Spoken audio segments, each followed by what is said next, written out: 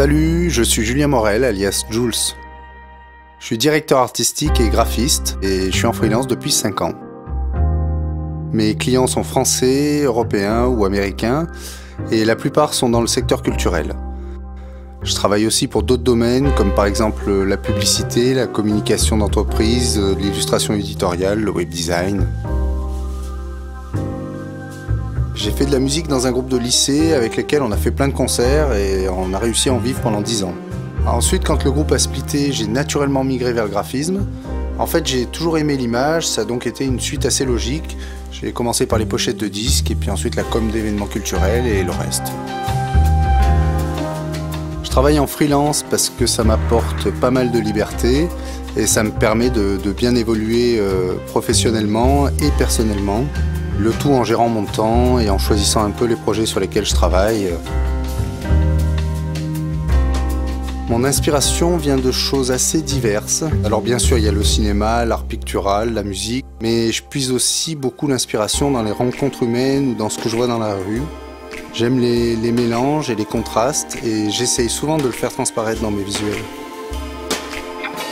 En graphisme, les gens qui me font rêver sont nombreux, mais si je devais en citer quelques-uns, je citerais bien sûr David Carson ou des studios comme Grand People ou Non-Format. J'ai bossé comme sérigraphe et ça m'a donné l'amour des choses faites à la main. J'aime beaucoup cet esprit assez artisanal où il faut être un tout petit peu rusé pour fabriquer un visuel. J'adore le travail à l'ancienne, les caractères de plomb, l'encre, la linogravure, la trame, les vieux magazines, et puis devoir bricoler vraiment pour arriver à ses fins. En fait, j'essaye d'importer cet esprit-là un petit peu roots dans mes créations numériques. C'est peut-être ça ma marque de fabrique.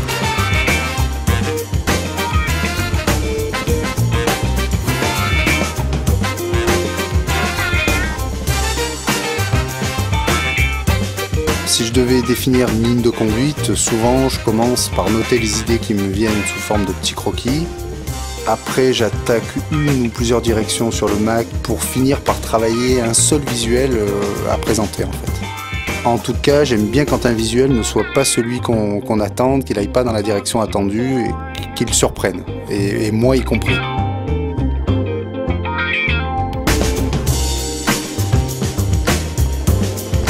Techniquement, je me sers de crayons gras, d'un scanner et d'un Mac. J'utilise Photoshop de manière assez simple, limite rudimentaire.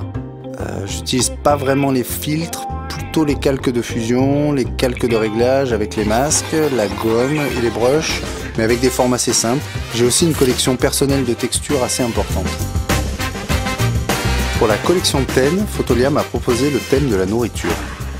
J'ai cherché à éviter un petit peu l'image trop évidente sur le sujet, celle qui devient un peu directe, genre par exemple l'effet explosion d'aliments.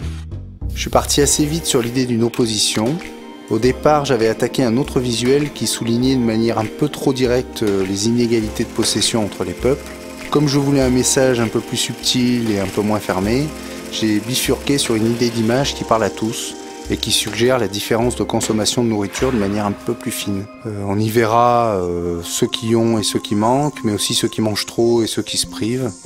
L'idée, c'était aussi que le final laisse la porte ouverte à l'interprétation de chacun. Comme le sujet était un peu dur, j'ai voulu l'adoucir en y incorporant un peu plus d'humour afin de distancier le message. Je suis donc allé sur la banque d'images Fotolia afin de trouver une idée un peu plus précise. J'ai trouvé ce poisson, là, le fougou, qui avait un beau rendu. Je l'ai détouré et je lui ai ajouté un œil et une bouche remplie et un peu plus vorace. Ensuite, toujours sur le site de Fotolia, j'ai trouvé le chat sphinx. Je lui ai redressé la tête. Je lui ai ensuite creusé un peu plus les côtes pour le rendre un peu plus maigre. Alors j'ai fait ça avec un calque de gris que j'ai passé en incrustation et sur lequel j'ai utilisé l'outil densité plus et densité moins. Après, je lui ai ajouté une langue pendante et je lui ai dessiné un filet de bave avec un brush de base très fin. J'ai ensuite fait un rendu très rapide avec des éléments afin de composer mon image en y incorporant l'idée du poisson qui trône sur une sorte de corne d'abondance d'aliments et du coup l'idée en fait de rendu nature morte flamande s'est imposée.